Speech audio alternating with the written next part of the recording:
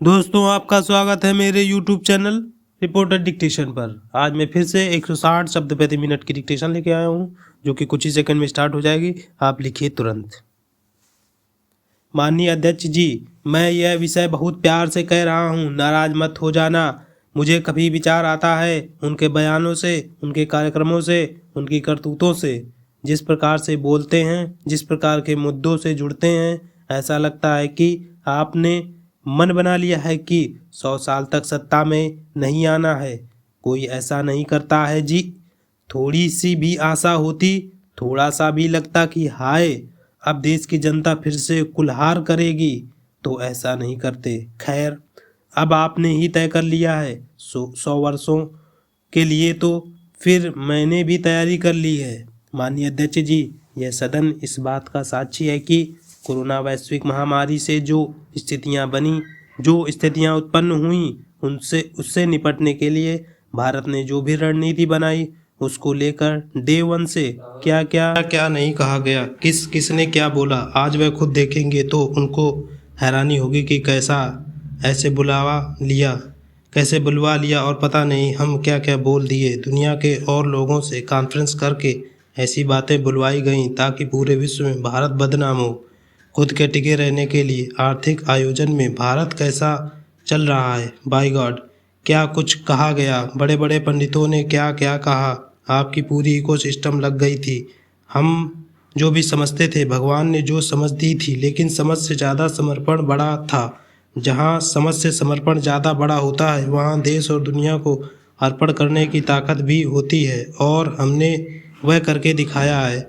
हम जिस रास्ते पर चले, आज विश्व के अर्थ जगत के सभी ज्ञाता इस बात को मानते हैं कि भारत ने जिन आर्थिक नीतियों को लेकर इस कोरोना कालखंड में अपने आप को आगे बढ़ाया है, वह अपने आप में आदरणीय है। वह अनुभव भी करते हैं, हमने देखा है। माननीय अध्यक्ष जी, भारत आज दुनिया की बड़ी इकोनॉमीज में सबसे तेज़ी से विकसित हो रही बड़ी अर्थव्यवस्था है। इस कोरोना कालखंड में हमारे किसानों ने रिकॉर्ड पैदावार की, सरकार ने रिकॉर्ड खरीदारी की। दुनिया के अनेक देशों में जहां खाने का संकट पैदा हुआ, आपको पता होगा 100 साल पहले जो आपदा आई थी, उसकी जो रिपोर्ट है उसमें यह बात कही गई है कि बीमारी से मरने वालों की जैसी तादाद है, वैसी भूख से मरने वालों की भी बड़ी तादाद है। यह उस समय की 100 साल पहले की रिपोर्ट है। इस देश ने किसी को भूख से मरने नहीं दिया। हमने 80 करोड़ से अधिक देशवासियों को मुफ्त राशन उपलब्ध कराया और आज भी करा रहे हैं। माननीय अध्यक्ष जी, हमारा होटल एक्सपोर्ट हिस्टोरिकल और हाईएस्ट रिकॉर्ड पर है। यह कोरोना काल में कृषि एक्सपोर्ट ऐतिहासिक तौर पर टॉप पर पहुंचा है। सॉफ्टवेयर एक्सपोर्ट नई ऊंचाइयों की तरफ बढ़ रहा है। मोबाइल फ़ोन एक्सपोर्ट में अभूतपूर्व वृद्धि हुई है। डिफेंस एक्सपोर्ट, इसमें कई लोगों को परेशानी हो रही है। यह कमाल है कि आज देश डिफेंस आत्मनिर्भर भारत एक्सपोर्ट में भी अपनी पहचान बना रहा है। माननीय सदस्यगण, हाँ, हम समझेंगे और समझाएंगे। आप पूरा सुनिए, हम सब समझाएंगे। अध्यक्ष जी, सदन में थोड़ी बहुत टोका टोकी तो अवश्य होती है, उसमें गर्मी रहती है, लेकिन जब वह सीमा से बाहर जाता है तो लगता है कि हमारे साथी ऐसे हैं।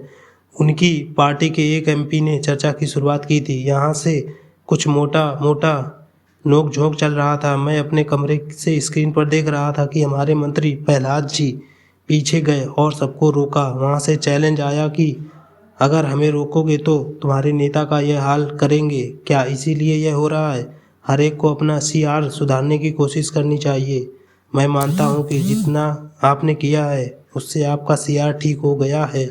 जिन लोगों को रजिस्टर करना है, आपके इस पराक्रम को कर लिया है। आप ज़्यादा क्यों कर रहे हैं।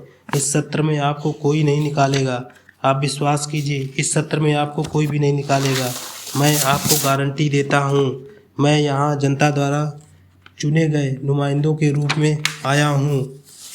माननीय अध्यक्ष जी, आज भारत में एफडीआई और एफपीआई का रिकॉर्ड निवेश रहा है। रिन्यूएबल एनर्जी के क्षेत्र में आज हिंदुस्तान दुनिया के टॉप 5 कंट्रीज़ में है। माननीय अध्यक्ष जी, ये सब इसलिए संभव हुआ है कि कोरोना काल में इतना बड़ा संकट सामने होने के बावजूद भी अपने कर्तव्यों को निभाते हुए इस संकट के काल में देश को बचाना है, तो रिफॉर्म जरूरी थे। हमने वे जो रिफॉर्म्स किए उसका परिणाम यह है कि हम आज उस स्थिति पर पहुँचे हैं। हमने नियमों को, प्रतिक्रियाओं को सरल किया, जो मिशन है आत्मनिर्भर भारत, हमने उसको चरितार्थ करने की भरपूर कोशिश की। ये सारी उपलब्धियां ऐसे हालातों में देश ने हासिल की हैं जब अंतर्राष्ट्रीय स्तर पर आर्थिक जगत में बहुत बड़ी उथल पुथल आज भी चल रही है। सप्लाई चेन पूरी तरह चरमरा गई है।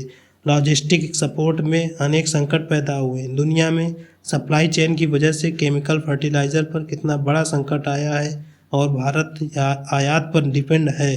देश पर कितना बड़ा आर्थिक बोझ आया है। पूरे विश्व में ऐसे हालात पैदा हुए हैं।